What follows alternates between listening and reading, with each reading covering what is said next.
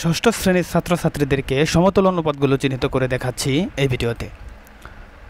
দেখো এখানে দেওয়া আছে নিচের সমতল অনুপাতগুলোকে চিহ্নিত করো। সমতল অনুপাত মানে কি? যে অনুপাতগুলোর মান একটা অনুপাতের সাথে আরেকটা অনুপাতের সাথে মিলে। আর মানে হচ্ছে দেখো এখানে এক নম্বর একটা অনুপাত দেওয়া আছে, এই অনুপাতের মান অর্থাৎ এই অনুপাতকে সরলীকরণ করলে যদি এই অনুপাত এর সমান হয় তাহলে এই অনুপাত আর এই অনুপাত হচ্ছে সমতল অনুপাত। এখন দেখো এখানে 1 থেকে 9 পর্যন্ত অনুপাতগুলো দেওয়া আছে। এই অনুপাতগুলোর মধ্যে যে অনুপাতগুলোর মান একটা আরেকটার সাথে মিলে যায় সেগুলোই সমতল অনুপাত। তাহলে চলো আমরা প্রথমেই দেখি কিভাবে করা হয়েছে। এখন দেখো প্রথম অনুপাত এখানে আছে 12:18। এখন 12:18কে সরলীকরণ করলে এর মান আসে হচ্ছে 2/3 অর্থাৎ 2:3। এখন এটা কিভাবে করা হয়েছে দেখো, আমরা জানি যে অনুপাত একটি ভগ্নাংশ। এখন 12:18 12/18 মানে 18 ভাগের 12। এখন 12কে যদি আমরা ভেঙে লিখি মানে হচ্ছে গুণনীয়ক, মৌলিক গুণনীয়কের সাহায্যে লিখি। ভেঙে লিখলে 6 গুণ 2, আর 18কে যদি আমরা ভেঙে লিখি 6 গুণ 3, তাহলে এখানে 6 উপরে আর নিচের 6 যদি আমরা কাটাকাটি দিই, এই 6 আর এই 6 কাটাকাটি দিলাম, তাহলে এখানে থাকে হচ্ছে 2 এবং 3, তাহলে 2/3 অর্থাৎ 3/2। এখানে এই 12:18 এর মান হচ্ছে 2:3 সরলীকরণ করার পর।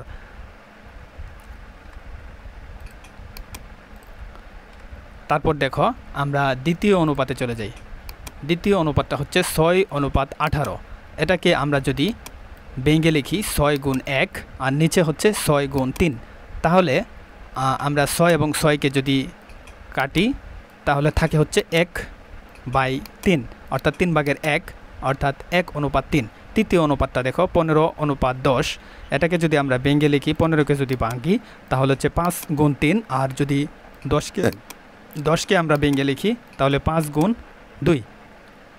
তাহলে এখানে 5 আর এই 5 কাটাকাটি দিলে থাকে হচ্ছে 3/2 অর্থাৎ 2/3 3:2। চতুর্থ অনুপাত 3:2। এভাবে সব কয়টা অনুপাত করার পর আমাদের রেজাল্ট আসে হচ্ছে দেখো, অর্থাৎ অনুপাতগুলোর সরলীকৃত ভগ্নাংশগুলোর তুলনা করে পাই। দেখো এখানে এই অনুপাতগুলো হচ্ছে সমতল অনুপাত। কিভাবে দেখো, এখানে 6:9 এর মান আর হচ্ছে 12:18 এর মান আর হচ্ছে 2:3 এর মান হচ্ছে সমান, আমরা আগে দেখেছি। ওকে, এখন দেখো তারপর এই অনুপাতগুলোর মান হচ্ছে সমান, এই জন্য এই অনুপাতগুলো সমতল অনুপাত। কিভাবে দেখো 6:18 আর হচ্ছে 1:3 আর হচ্ছে 2:3 এগুলোর মান সমান, এবং এই অনুপাতগুলো হচ্ছে সমতল অনুপাত কারণ 15:10 এবং 3:2 এবং 12:8 এগুলোর মান হচ্ছে সমান। চলো আমরা 3 নম্বর অঙ্কটা করার চেষ্টা করি।